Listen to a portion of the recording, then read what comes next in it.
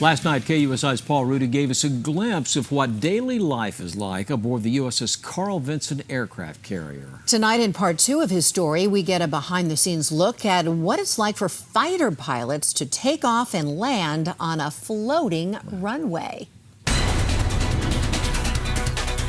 Yeah, in 2008, PBS produced arguably the finest documentary on about life on board a supercarrier. It was titled simply Carrier. The 10-part miniseries made quite an impression, especially the episode on night landings.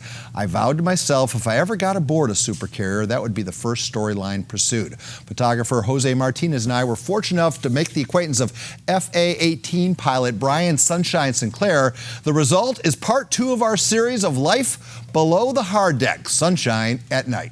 I've only got 450 pounds left. How about it? I don't want to go into the sea again. It's part of Hollywood folklore. The Navy aviator in distress, his jet low on fuel, attempting to return to the carrier. Will he make it or won't he?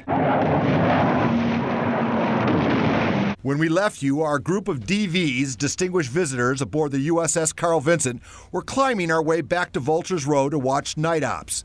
Before we were allowed out into the catwalk, phones, cameras, and other light-emitting gear were safely stowed. It's pitch black. We couldn't take phones up. We couldn't shoot stills or video. Complete darkness, and to see these guys coming in at 130, 150 miles an hour and to land on this small platform in the middle of the ocean at night, it's just incredible. John's description of the light conditions, spot on. It's hard enough to catch a wire on a moving target on calm seas in the daylight.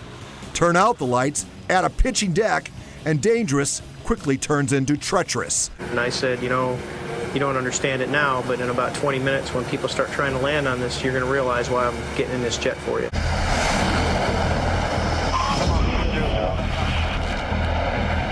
15 bolters or wave-offs so far.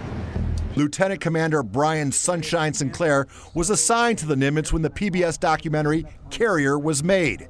And while he didn't make the final cut of the night landing scene, he knows the butterflies firsthand. The flight schedule, the list of who's going to fly when, comes out the day before, usually at dinner time. And it's usually at dinner time that I start to get the butterflies when I see my name assigned to a night flight.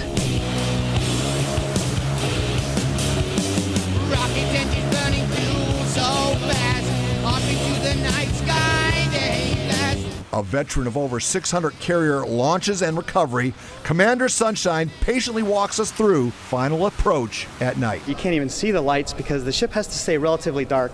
It doesn't want to get exposed, if you will, at night and be a big target, right? I'm going to grab it ever so slightly, just with just a very gentle touch, and then it's going to be what some people will call stirring the pot. So stirring the pot meaning we're making these very small corrections. Meanwhile, obviously, I'm not staring at my hand.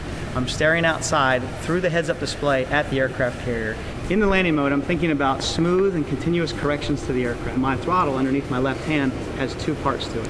So what I'm going to do is I'm going to have these constant and continuous, very small corrections to the aircraft engines so that I can maintain a very stable platform. And I want to do everything I can to get that aircraft on the deck the first time. Once safely on deck, pilots push the throttles forward, just in case. When I touch down on the flight deck and you're trained to go to full power when you feel weight on wheels, we call it, when you land on the boat, I was so excited I closed my eyes and stayed at full power. And I did catch the wire, so the captain comes over the radio and says, hey, okay, Sunshine, you can throttle back. You're not pulling the ship along any faster. In this high-tech era of artificial intelligence, drones, and robotics, one must wonder, why can't these planes just land themselves? Well, it's funny you mention that. That technology actually already exists. With any kind of aviation, any kind of pilot knows you have to worry about degraded modes or if there's any kind of system failures. So an ideal bird with an ideal boat has something we call mode 1, and it can actually, the plane will lock up with a radar system on the boat, and the plane is smart enough to be able to maintain that glide slope and that azimuth so it can do it on its own. Therein lies the catch-22. The problem with technology is you become dependent on it, and in harsh conditions at sea, fragile equipment can frequently break down. Consequently, naval aviators must train as if that technology doesn't exist.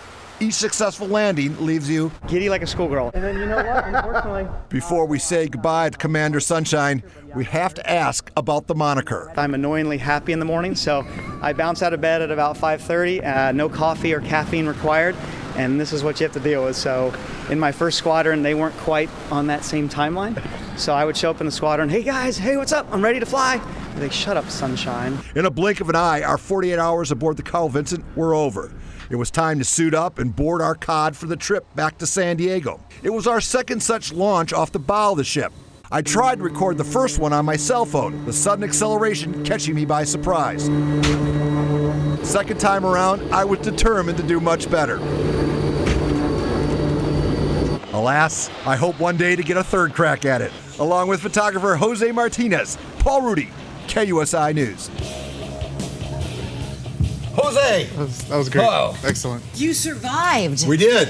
It was nip and tuck there for a while. Wow. We had to spend a lot of time in close quarters together. What was the highlight for you, Jose? Highlight was seeing our servicemen and women perform their duties 300 miles off the coast in tight quarters, constantly busy, constantly working, and you just learn to appreciate what they do for our country. It's amazing. They do it like clockwork, too, don't they? Yes. I mean, And you're a like, veteran. Yeah. And I am a veteran, and I've been there, but I fought my battles on land. Yeah. Being out at sea, you're on your own, and it was just amazing how busy they stayed, and yet their spirits were high. You know, everybody was motivated. Obviously, there's so many parts to a ship. You still have to maintain yourself physically fit, right?